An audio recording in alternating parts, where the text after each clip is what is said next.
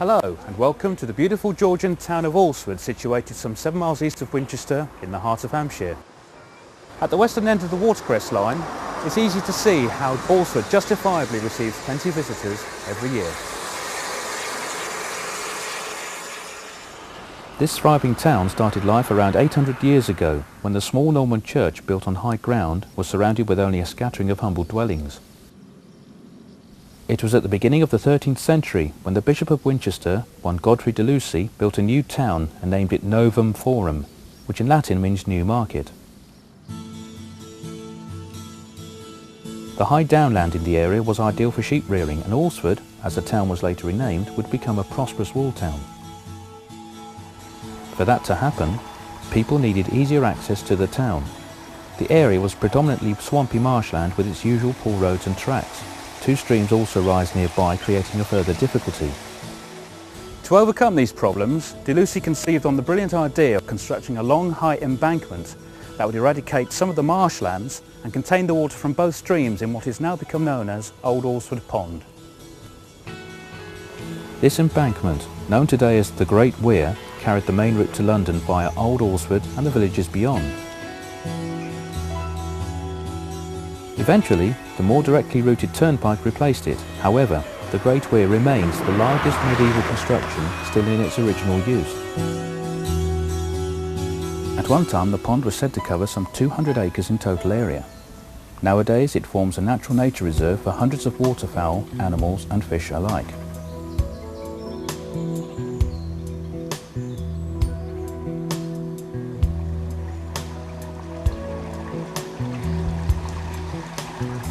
We're now by the gardens of the Globe Public House, which stands on the southern end of the Great Weir. From here, sluices control the flow of water out of the pond. I'm going to follow the stream and take you on a walk around the town. Having passed through the sluices, the water travels along a channel behind these timbered cottages and then makes a sharp bend under a bridge at the upper end of the soak. The original road here was very narrow and passed over a stone bridge which was enlarged in the latter half of the 19th century. Now, the last remaining original Norman arch is only visible from a private garden. From here, we shall turn into Mill Hill, where the houses have a checkered history. Number 9, the Pineapple House, now sells antiques, but was previously a butcher's, a china shop, and was once the bachelor's mineral water and ginger beer plant.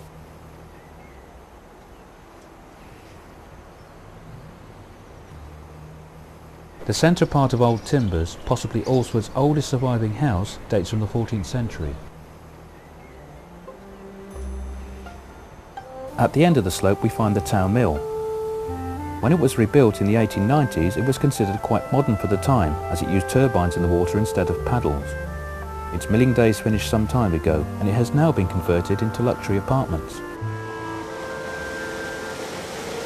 To take the water away from the mill, de Lucy built a canal along a smaller embankment, now called the Little Weir. Flat-bottomed boats probably delivered the corn and transported the milled flour away. The mills greatly contributed to the economic development of New Alresford and its surrounding villages.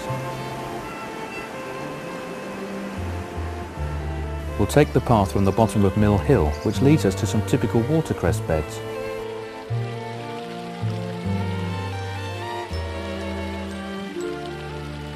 Fed by the crystal clear waters of the River Arle, watercress has long been grown around these parts and still is today.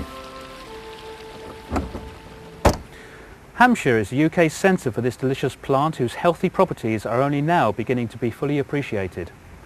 Gathering and cutting was a skilled job and took some 3 years to learn. The busiest time of year was late spring and early summer, when work would begin at 4:30 AM and carried on to the loading of the horse-drawn carts around mid-afternoon. The carts then set off for the station, where the cress was loaded onto London-bound trains.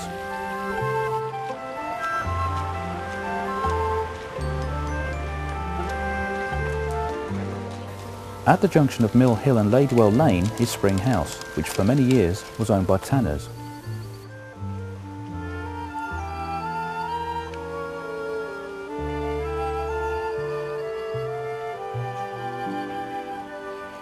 Originally, Arle House was a small timbered frame house dating from the early 18th century.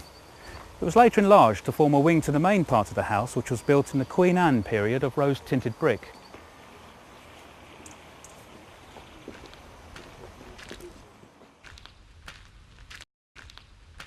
Following the footpath, just ahead and to the left is the Memorial Garden, given to the town in 1951 by Sir Francis Lindley.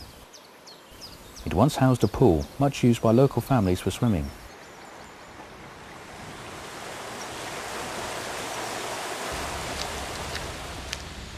The thatched, timber-framed fulling mill, which spans the river, was built in the 13th century and used water-driven hammers to work raw cloth into usable material.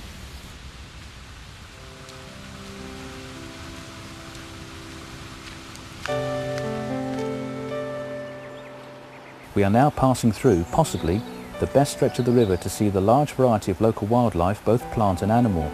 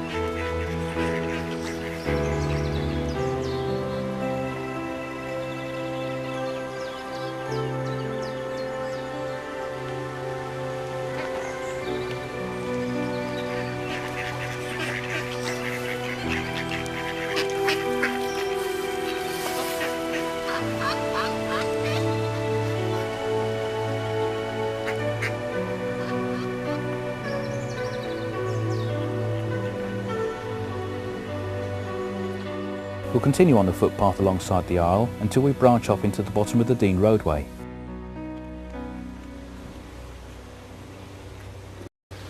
The Dean has suffered many alterations during the post-war years, during which time many of the original old cottages have been pulled down. Number 56 though is one that does survive and was originally a farmhouse. And here we have one of the original farm buildings dating from 1772.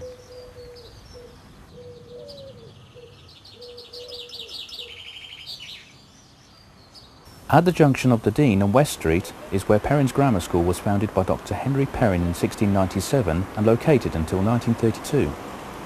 The schoolroom has now been converted into two shops, but the large dormer window in the roof has been retained.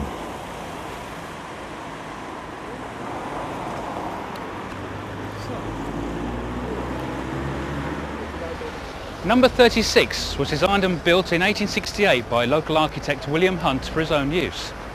Hunt preference for curved surfaces that is reflected in his design, and although the house is Victorian, it blends with many of the Georgian houses in the town.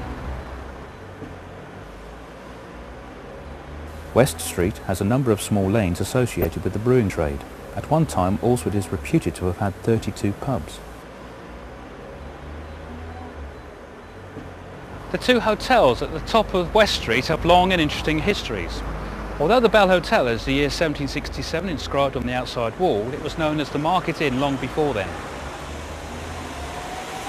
Across the road is the Swan Inn, whose West Street entrance was large enough for large stagecoaches to pass through to the yard at the back. The basement was once a detention place for convicts awaiting transport to prison. This was the town's principal coaching inn before the railways took over, lessening its importance. Ironically, Station Road was built right beside the Swan.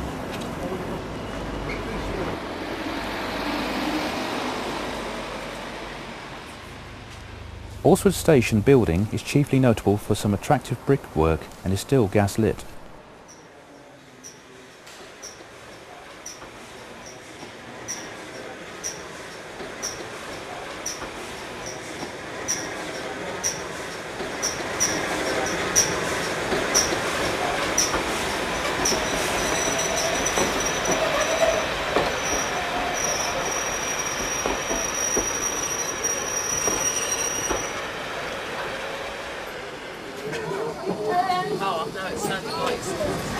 The arrival of the Midhants Railway in 1865 was a boon to the developing watercress industry, for it allowed access to markets in London and beyond.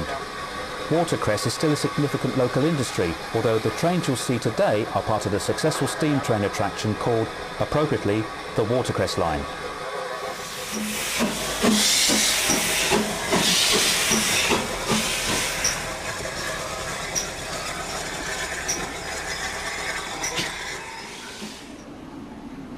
The goods shed has undergone extensive restoration and now houses a museum and visitor information centre. From here we start to make our way back to the Globe by way of the parish church of St John the Baptist. Taking the footpath alongside the police station, we turn left into the churchyard. There are many old tombstones here, but four in particular are worthy of note. They are the graves of French prisoners of war. From 1808 to 1814, during the Napoleonic Wars, there were something like 200 prisoners on parole in Alresford. A number of them died here and were buried in the churchyard. Their gravestones are still cared for. Bishop de Lucy converted the small Norman church into an early English one, which suited the growing importance of the town. Portions of the walls go back to this time, and parts are perhaps even earlier.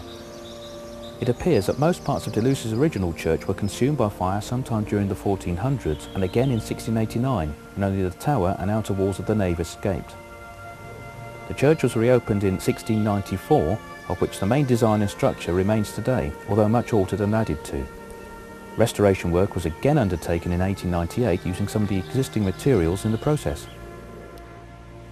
Despite all the alterations, a small Saxon rood survives above the west door, a sculpture of the crucified Christ built into the brickwork.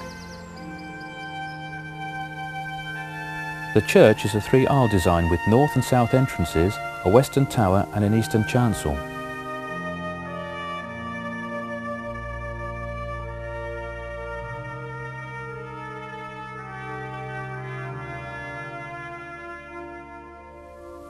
The east window, reglazed in 1902, portrays Jesus in glory following his ascension into heaven. The mosaic below depicts the Last Supper. To the rear of the church, above the west entrance, you can clearly see the timbers of the original timber roof which was destroyed by fire in the 19th century. Window openings, doorways and arches had typical 12th, 13th and 14th century embellishments and mouldings, fragments of which have survived and are displayed in the church.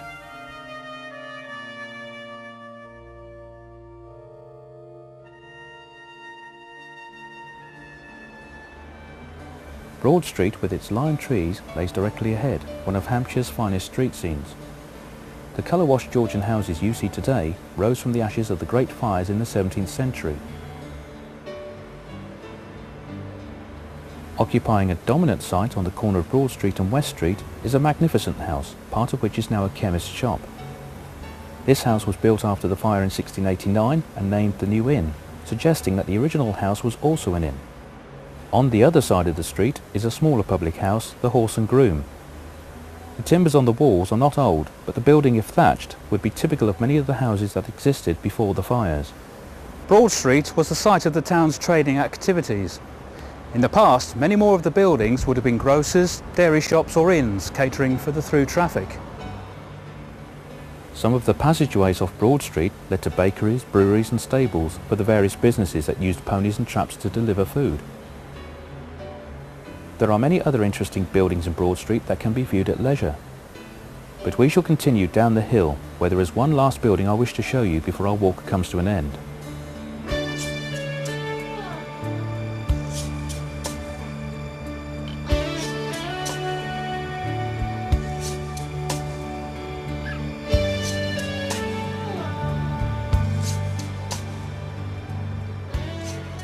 The old fire station is a very good example of a functional building that can still be pleasing to the eye.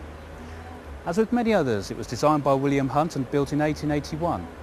Today, the building is used for furniture restoration. Well, sadly, that concludes our tour. But why not make a visit yourself and view the rich tapestry that is Alresford?